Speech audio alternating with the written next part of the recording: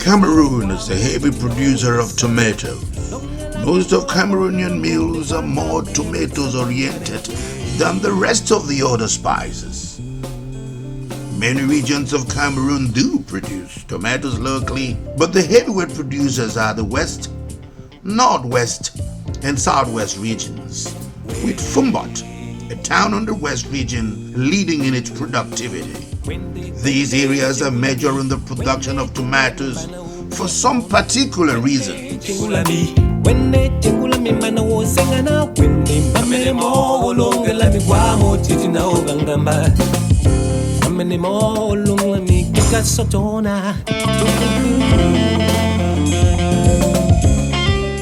The climatic conditions that are very good for tomatoes. Essentially, we need a lot of sunshine. That's number one. We need a lot of sunshine. We need a lot of moisture, water in the ground. Because tomato, the fruit, it needs water for it to get fat. Even the plant, their vegetables, they need a lot of water. So these are the two main things. We need moisture, enough moisture, and during this season, we have enough of it. And we also have enough sunshine. Unlike July, August in Muyuka, where you have enough water but no sunshine. Only rain. So that time you cannot produce.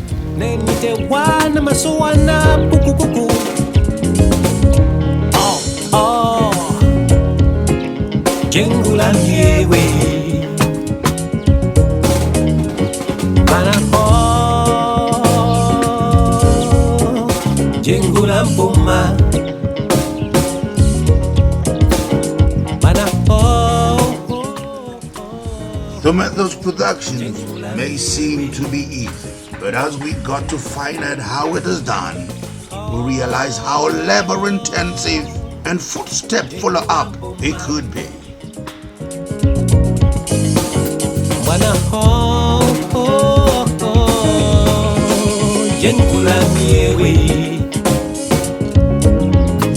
Tomato farming is more of garden farming, and therefore it takes more in terms of capital, in terms of labor. So in order to start a tomato farm, you need to prepare financially, and then you need labor, and technical expertise is also very important.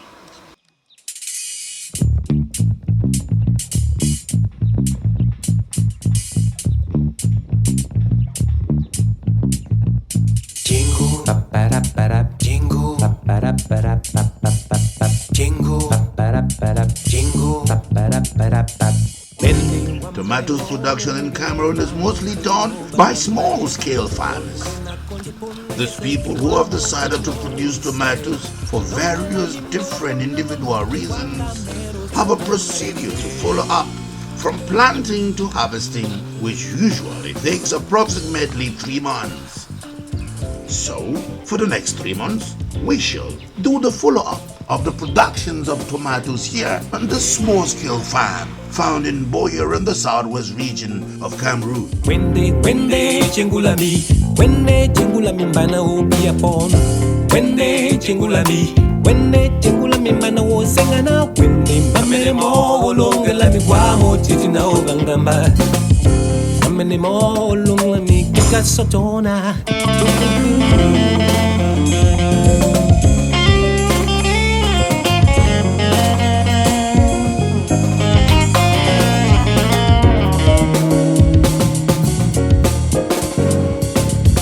After you prepare your capital, you need to choose a variety of seed to plant.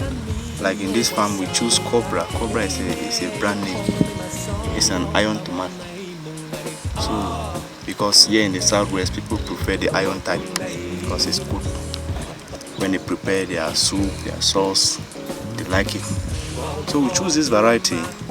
When you have there are many other varieties like Lindo, we have Lady Nema, there is Kero, Kako. There are so many in the market. You choose it depending on your objective. So this one, we chose it because it's a hybrid. that's been breeded, so it produce you are sure of high production. So after choosing your variety, you nurse it. You prepare a bed, a big bed, long. Then you nurse. You just spread the. There are two ways you can nurse. You can nurse by in a line. You just put lines on the bed. You put the seed, pour the seed, or you after preparing the bed, you spread the seed on it. And most times before spreading the seed, we always use this manure, these foul droppings. We mix it on the ground, on the bed itself. You spread it so that you grow healthy. But the manure is already is quick to be broken down and used by the plant. After 3 weeks from the nursery, they will be ready for transplant. So you now take them to the field. But before then, once you have nursed, you need to be preparing the field where you'll be planting them. You need to start preparing. You come there, you clear, or you spray to kill the grass. And then you soften the areas that you plant. Like you see in this farm, there are ridges. We measure our distances between the 4 rows and then between the plant themselves. We measure the distances. We prepare the spots. And after preparing the spot, you might choose to put manure again in the spot. Or if not, after planting, after 1 week, you come and drop some small fertilizers to boost growth. Yeah. So after planting, normally it takes 2.5 months, 3 months, and then you harvest. So it means that a normal plant will take 90 days or 75 days after planting. So therefore, in essence, for you to go through a season successfully, you say you take probably 3 months, because 3 weeks in the nursery plus 2.5 months is about 3 months or 4 months. You are done with the season. So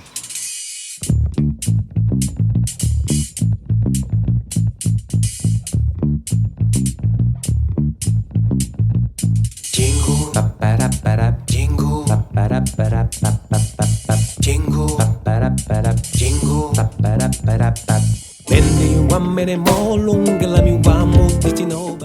After all that procedure, there is still much work to be done. There is usually a day-to-day follow-up with spraying, tying, fertilizing, and others taking their turns.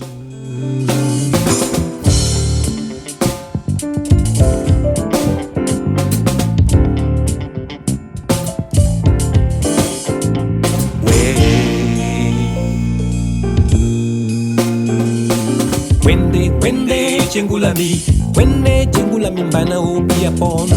Wende jengulami mbana wo sengana. Wende mbamene mo olongelami kwa mo titi na ogangamba. Mbamene mo olongelami kika sotona.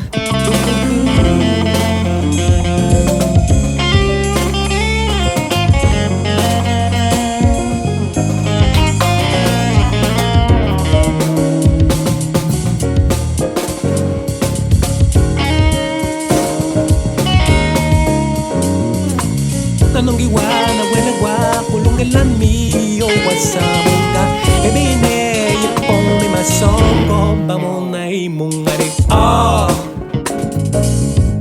onombo pundai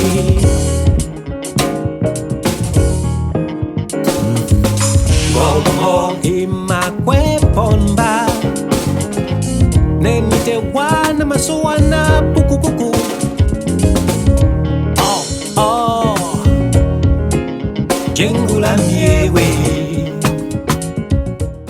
Tomato planting is really good, but like I said, you need to have the expertise. There are many people out there trying it, where they get what they really can get, depending on how much they put in terms of labor. Like this farm, we have stick the farm. It means that you need extra work, like this tying that you saw me doing. You need extra capital to buy the sticks, for example. Buy them, you pay labor to split the sticks, then you pin them, and then you attach the plant to it. And the spraying too is also a very crucial aspect, given that the weather and the climate can always be very sometimes disadvantageous because some diseases spread fast in the dry season, like leafworm. Then the rainy season we have blight. Like now we just finished treating the farm against blight. If you don't treat the farm regularly and with the right chemicals, probably you not get what you were expecting. So treating the farm, like I said, it takes a lot of technical, because you need to follow up the plant from the beginning of planting. You are coming there after 1 or 2 days to check whether they are doing well, whether you have any attack. If you have, you need to intervene immediately. So like I said, this one we planted, this one ending August, the last week of August. So you count September, October, November, right? November 15 we should start here. Yes, start harvesting and get you cross to December.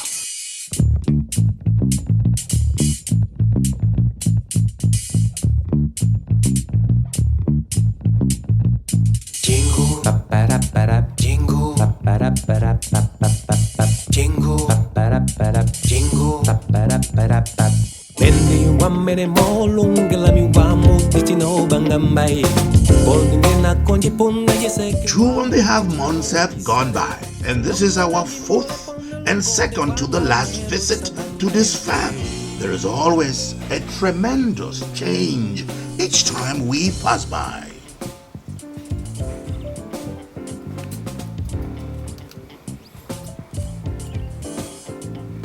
I think the last time you came, the tomato was just about 1.5 months old, and since then it's over 3 weeks now since you came, and you can see a lot of changes in the farm already. The last time you came, they just started fruiting, but now you will see that the fruits have become much and they are getting fat, and we are just 2 weeks to the start of harvest. So, and the last time too that you came, we were suffering from blight, but now the farm, after we had done our best to treat the farm with the appropriate chemicals, the farm is in perfect conditions now. So we only depend on the weather. If we have enough rain, then we are sure, because we are sure of the best yields. So like I said, we'll start harvesting in 3 weeks from now, mid-November. That should be mid-November. And actually, we're expecting to be harvesting no less than 30 baskets a week. 30 and 50 from this small farm. I think for now, there's nothing much. Yes, since the last visit that you came, now the work that has been done so far, we have been doing, we have added ground, we have done mulching. In this last section that was smaller, we have sprayed the grass so that you see the farm very clean, to keep the farm in good condition, preventing the farm from other diseases from spreading. We have been tying since you came. Tying is a major work now, and we have been spraying too. We spray once a week. So, and we always spray on Thursday as for this, the calendar for this farm, once every week. So the major work, like I said, is this tying. We tie maybe a daily basis. Come and tie small, go to another farm, do some work there.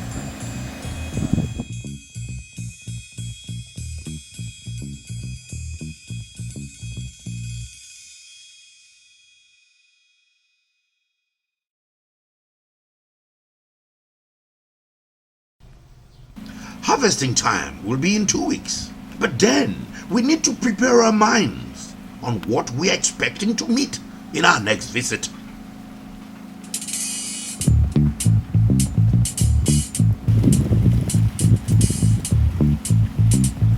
So harvesting takes 3 weeks, and after that you're done with the season, you can start another process all over again. So in essence, I think that this is a simple process. But I think some other people would like to add fertilizer. You can apply fertilizer when it's flowering like this. Just after 3 weeks from transplant, excuse me. or you can see some small fruit. When it starts fruiting, you can apply fertilizer just to boost production, or you can still allow it after you use manure. It's okay, but if you don't use manure, probably you need to apply fertilizer so that you can also get something.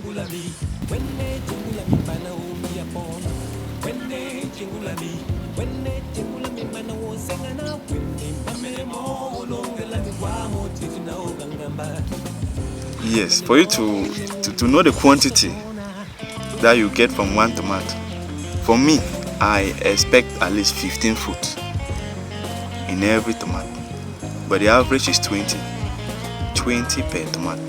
The other varieties that you get even 60, this one can bear even up to 60, 70s, yes, but on an average you are expecting 20 fruits. So most times when I harvest 100 stems, each harvest I should be expecting a basket in every 100 stem. So if I count stems that I harvest 100 stems, I should have one basket.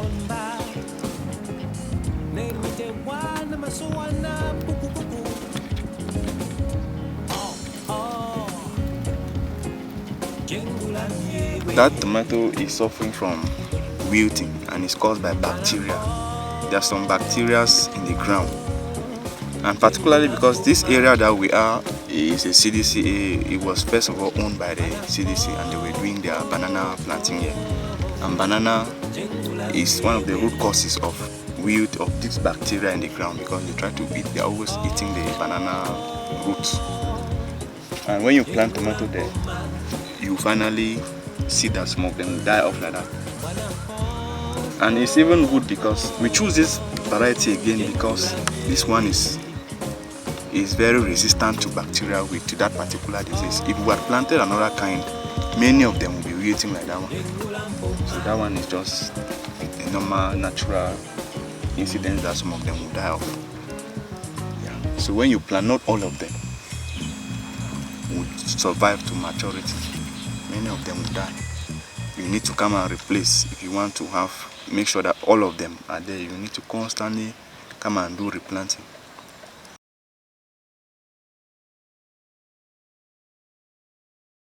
It's exactly 3 months gone by. This is our last visit to this farm. Harvesting has been going on for some time now. Just a few days ago when I made a phone call. But I had to steal to this farm because the owner, Mr. Doe, is absent. He has already started marketing. He comes here, harvests every day, and goes to the market. He is now working more on the marketing procedure.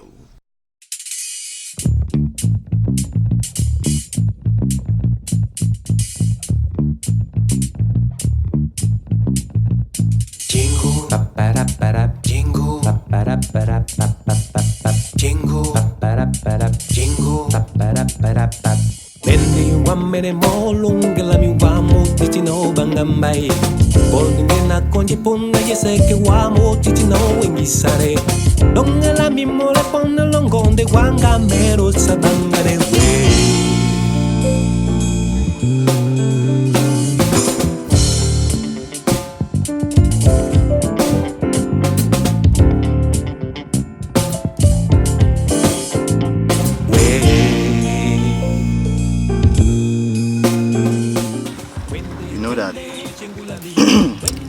Agriculture in Cameroon is suffering from market fluctuations in the market prices. Since we are not the one to determine the prices, in other sectors like industries, I think when they produce their crop, their products, they are able to really say, because we incur this is our price. But with us, it is the market, the play of the demand and supply in the market. If you produce and you go to the market, you have much, the price will normally drop, and vice versa. But talking about strategy, the strategy that we use now is to produce quality. We try to produce the best of quality. So we treat the crops well, we make sure they are not lying on the floor so you have bad quality. We treat them well so that they can last for long and they have good taste. So when we get to the market, we already have a lot of people. Normally, there are hotels who would like to have our products.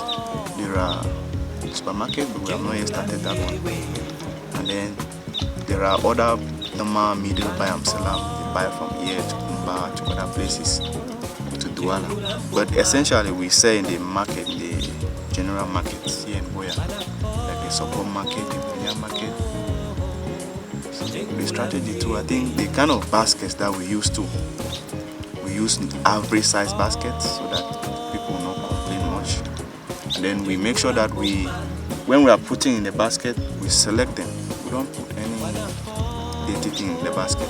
So the quality in the basket is good. So with this, I think we can overcome some of our rivals in the market.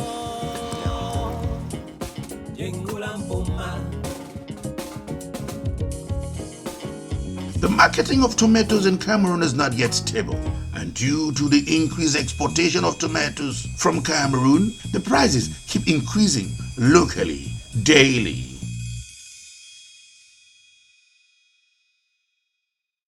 You know, there was a time we had this Ebola virus, and the borders were blocked. And I think we suffered a lot because prices automatically dropped because Nigeria was not able to import.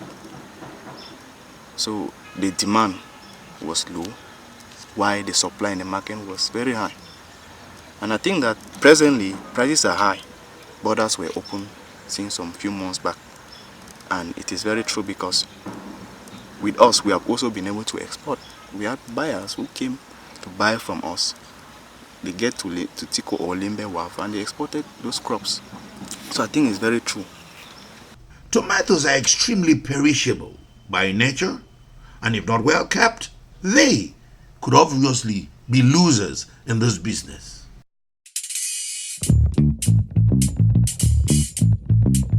No, we have not had we don't have any preservative strategies yet, but we have some plan for that. So the basic preservation strategy is either a big refrigerator or you have a very big space that you put some dry stuff like this, dry grass, and then you spread the tomato.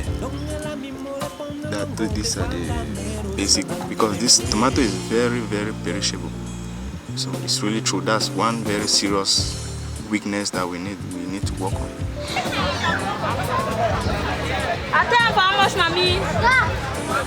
Okay, the perishability, we manage it now in this sense. Each day that we're harvesting, when it's ripe, we make sure that we harvest the ripe ones.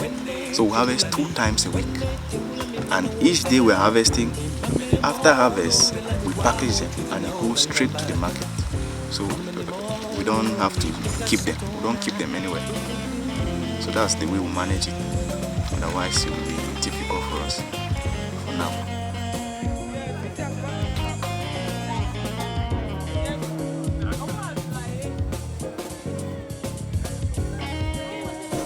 Agriculture is minimized by many people in Cameroon who prefer white-collar jobs.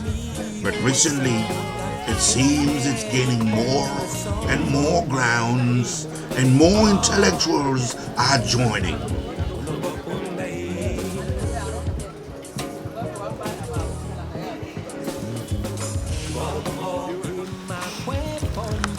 I think that is just ignorance. You know, somebody like me, I mean, it might surprise you that, I have an LLM in law as a master's degree in law. We graduated last year. But while I was going to school, I was part-timing in this business. And I tell you, it has been this business that has taken me up to that level. So when they say that it's for illiterate, for example, the chemicals that we use here, I don't think that an illiterate will manage it well. If you compare the farming we do and another farmer who is illiterate, for example, you will see a marked difference in the production, in the process. How we have our strategies are very simple, and we always have a mark. We leave a mark everywhere we pass.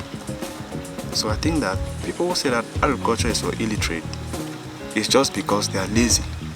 Agriculture is the oldest profession. Besides, without food, you won't even be taping me now. So I think that agriculture, especially in Cameroon, where the lands are fertile like these volcanic soils we are on now, we cannot say it's for illiterate.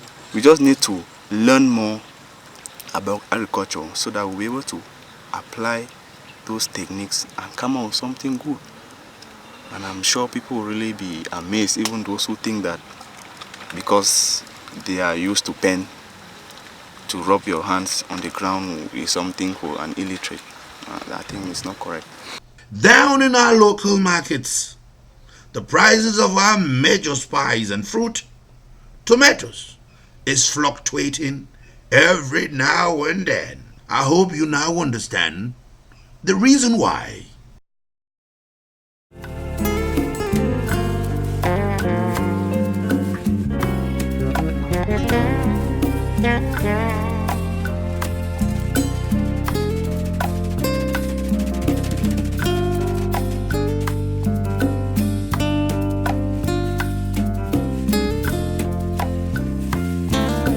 Dia na dingin yango hariko